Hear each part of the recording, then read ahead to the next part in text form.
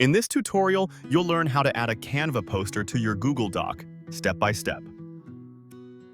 First, click on the template options.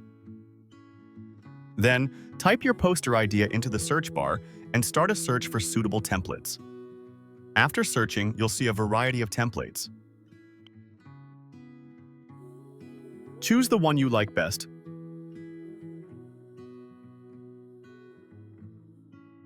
When you find a template you like, click Customize this template to begin editing your poster.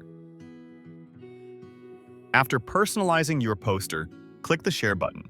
After that, you'll see the Download option. Click on it. Next, select PNG as the file format.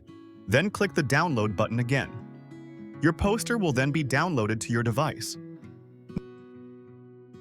Next, switch to your Google Docs tab and open a blank document to prepare for inserting your poster. Now, click the Insert menu at the top, then choose the Image option and select the Upload from Computer. Finally, select your downloaded poster image and click Open. Your poster will be successfully inserted into Google Docs. You've now learned how to insert a Canva poster into Google Docs.